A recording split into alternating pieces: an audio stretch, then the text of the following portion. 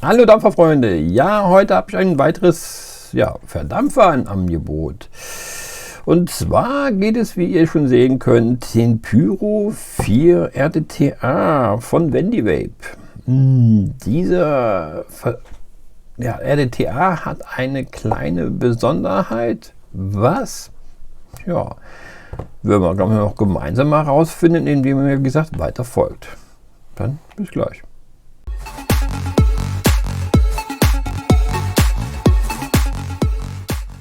Ja, der Verdampfer kommt, wie gesagt, in dieser schlichten Verpackung. Die heben wir mal auf und schauen jetzt mal natürlich, was ist alles da drin. Ja, wir sehen hier natürlich erstens den Deckel. Dann sehen wir hier natürlich das Postless Deck mit dem Tank. Ein Ersatzglas. Eine sogenannte Coil-Hilfe. Ja, und wenn man hier natürlich hier drunter geht und hebt das so hoch, haben wir noch zusätzlich kleine Sachen dabei, wie einmal eine Bedienungsanleitung, die mehrsprachig ist. Triple Fused Clapton Coils, 2 Stück. Ja, und ein Tütchen mit zusätzlichen Zubehör, wie ein Sechskantschlüssel, O-Ringe, einen Schraubenzieher, ein Verkleinerer von 18er Drip-Tip auf 15er Drip-Tip. Ja, und dann noch Ersatzschrauben und eben noch einen sogenannten Skonker-Pin. Ja, also hier ist eigentlich alles drin. So, schauen wir uns das mal erstmal die Wickelhilfe an. Also nicht Wickelhilfe, sondern die Coilhilfe. Hier auf der Coilhilfe ist ein Dreieck, also ein Pfeil, der sagt, wenn wir hier drauf nachher die Coils reinbauen wollen, bräuchten wir die nur zu tun und klipsen die ab. Die haben das also schon hier tatsächlich vorgesetzt, dass man die hier benutzen soll, diese Variante. Aber natürlich kann dieses Zusatztool natürlich auch für andere Coils benutzt werden. Finde ich eigentlich astrein, dass man sowas direkt mit dabei tut. Das ist also nicht schlecht. Ja, Ersatzglas ist, wie gesagt, bekannt nicht. Und dann kommen wir mal erstmal zum Deckel. Das ist eigentlich nicht vieles. Ihr seht hier die Luftschlitze. Innen drin sieht das so aus. Und hier oben ist natürlich sehr schwer einen 18er Drip-Tip drauf. Die Dichtung ist hier drin. Ja, und mit dem Adapter könnt ihr natürlich auch dann 15er Drip-Tips drauf tun. Jetzt kommen wir mal hier zu dem Deck, geschweige denn Tank.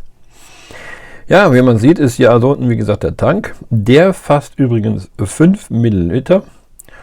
Und hier sieht man dann einen Luftschlitz und hier vorne einen Luftschlitz. Und das sieht man dann, wenn man den Postless-Deck hier umändert, dass diese Luftschlitze genau die Luftlöcher, ich gucke mal, ob ich das hier euch zeigen kann, hier reingeht und auch gleichzeitig in die Mitte durchschiebt. Das heißt, wir haben hier und hier sowie hier natürlich volle Kanne Luftzufuhr. Die Watte selber wird später dann hier reingelegt und da müssen wir uns überlegen, wenn wir die Watte machen, entweder machen wir die nur tatsächlich bis hier oben hin oder man führt die natürlich komplett rein und ich werde die komplett hier rein tun. Ja, die Luftlöcher sind hier oben verkleinert, hier oben, und hier unten werden die immer größer. Auch in der Mitte, da sieht man ja eigentlich erst eine kleine, also eine Rundung. Dann wird dann noch überall die Luft gut hingeführt wird. Ja, und hier an den Außenstellen wird natürlich dann durch diese Schrauben die Coil festgehalten.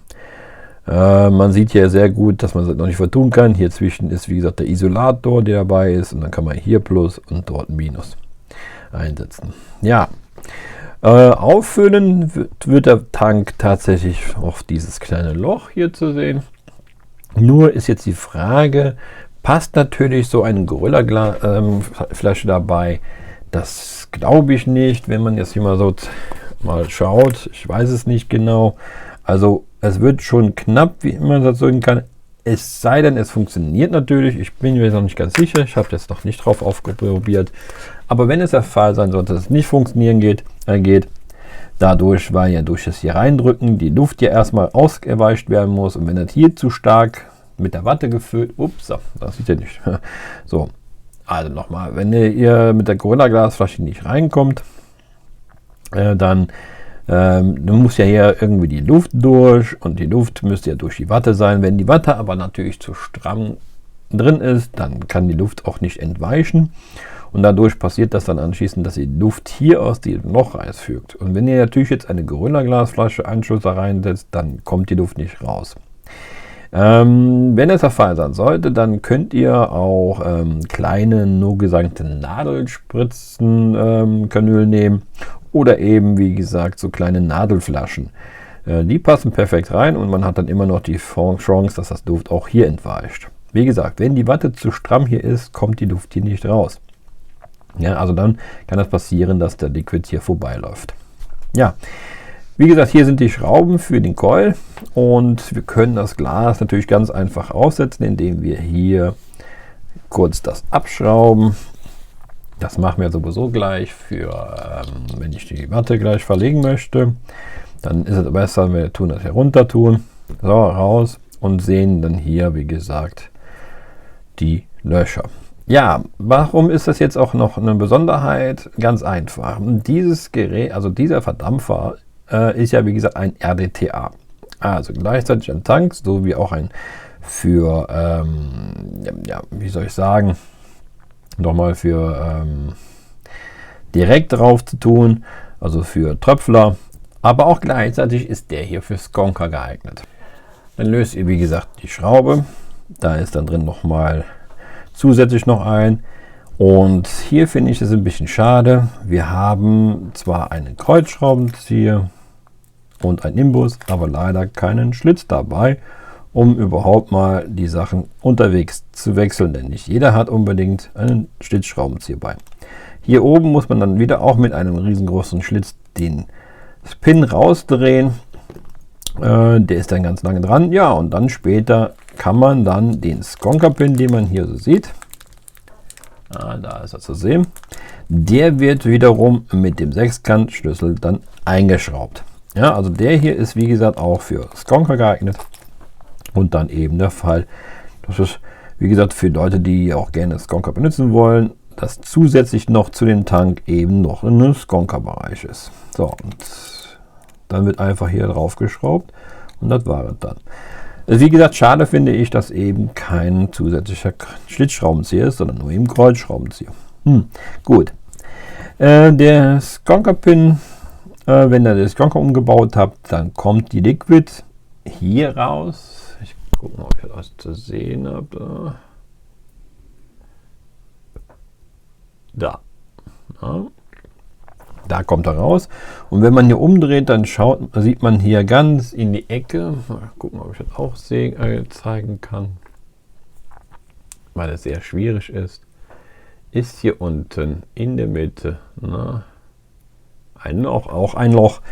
Da wird zusätzlich auch das Defekt anscheinend wohl mit rausgezogen. Also so wie ich das hier sehe, es wird dann einmal von da oben und einmal von der Seite die Watte benetzt, aber nur auf eine Seite, nicht auf die andere Seite.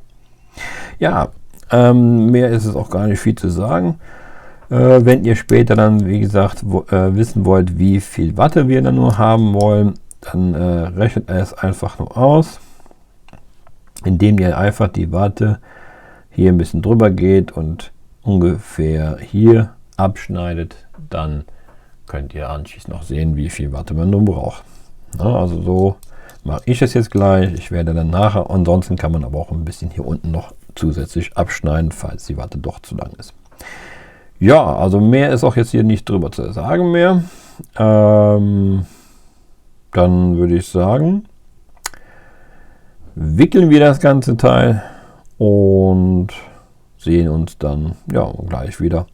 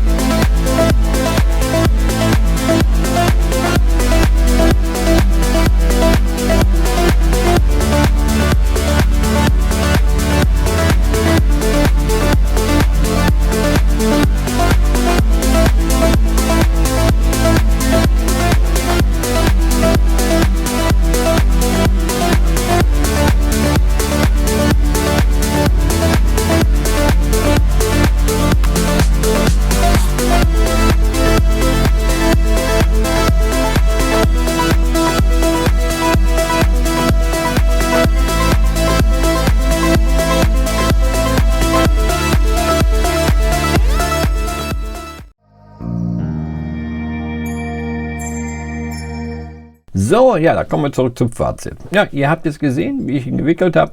Natürlich ist der Deck so groß, dass auch große Coils reinpassen. Also da ist genug Platz drauf. Ich habe jetzt versucht, die genau in die Mitte zu tun. Das ist im Moment nicht so einfach, aber das müsst jeder selbst entscheiden, wie er gemacht wird. Ja, und dann habe ich natürlich versucht, auch tatsächlich mit einer Gorilla Glas Flasche aufzufüllen. Ja, da. So sieht man das. Da habe ich auch tatsächlich geschafft. Ja, also man muss langsam das machen und dann immer leicht drücken. Dann geht optimal durch. Ja, ihr seht selbst, es hat funktioniert.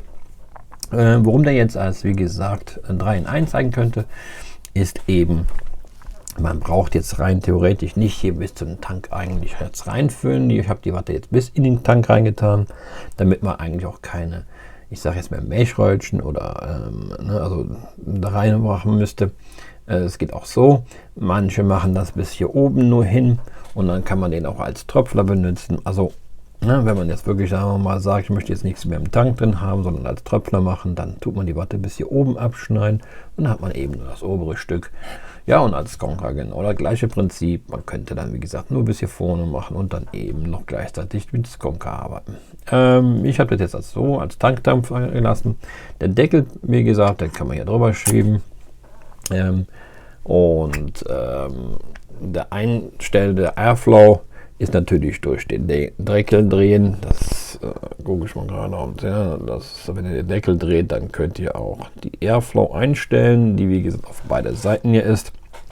Ja, und dann schauen wir jetzt mal an. Ich habe den jetzt bei 43 Watt. Und dann gucken wir mal, wie der jetzt schmeckt. Ja, noch bringt er nicht viel raus, aber der Geschmack ist jetzt schon intensiv, sehr, sehr intensiv. 48 Watt. Ui, also. Das habe ich jetzt nicht mit gerechnet, dass eigentlich normalerweise Coils so dermaßen Luft, also auch geschmacklich vorzieht. Ihr seht selbst, die Dampfbildung ist schon sehr stark bei 47 Watt. Also ich muss definitiv sagen, also für 2 Coils, also für 2 Coils reinkamen, klar, es sind Nickel-Coils natürlich dabei gewesen, die habe ich auch weiter benutzt. Und ich muss aber trotzdem sagen, der kommt ja fast einem Mesh-Coiler schon fast dazu. Also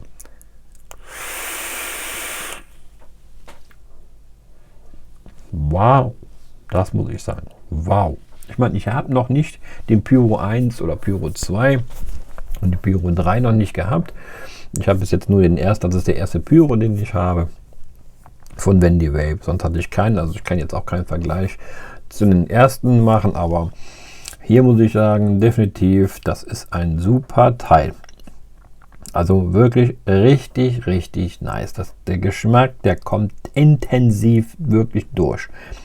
Verlegen der Watte, hat man ja gesehen, ist eigentlich einfach. Man kann größere Coils einsetzen, also die können auch breiter sein. Dadurch, weil ja hier genug noch Luft zwischen ist, zwischen Deckel und des Decks. Also da ist genug Kapazität drin. Und wie gesagt, ihr könnt hier 5 Milliliter reinfassen und eben auch als Skonker benutzen. Das heißt also, wenn ihr mal hier nichts drin habt, dann könnt ihr auch zusätzlich nochmal einen Skonker einsetzen und den dann eben, wie gesagt, wenn ihr natürlich umgebaut habt als Skonker, ne, das ist das wichtig, könnt ihr den benutzen. Und ich muss ehrlich sagen, es ist der Wahnsinn davon. Also ich muss ehrlich sagen, das ist diesmal ein richtiger guter Verdampfer, den ich tatsächlich in meiner Sammlung mit aufnehme.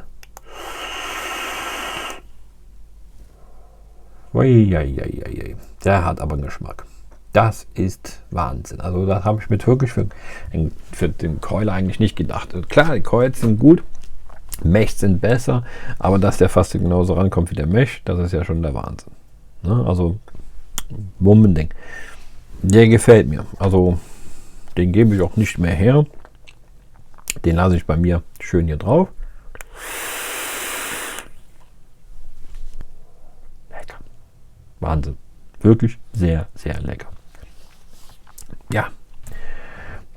Bis auf ein Manko, was ich da hatte, war eben, dass die Schraube unten eine Schlitzschraube ist und wir haben keinen Schlitzschraubenzieher dabei. Und darunter, der, wie gesagt, der Pin gewechselt werden muss, auch. Gut, die hätten vielleicht zu den Imbus auf eine Seite den Imbus lassen können und auf der anderen Seite hätten die einen Schlitzschraubenzieher machen können. Oder eben ein Tool, wo 2 Schlitzschraubenzieher drin ist. Gut, man hat ja nicht immer, man wechselt ja nicht immer, aber es ist ja möglich, dass es trotzdem gemacht wird. Ja, also mein Fazit ist ein super Teil. Der gefällt mir. Wirklich wunderbar. Habe ich mir wirklich überlegt, den mal zu kaufen und dann habe ich den auch gekauft. Nicht bei den Jungs, aber in anderen und bin hellauf zufrieden.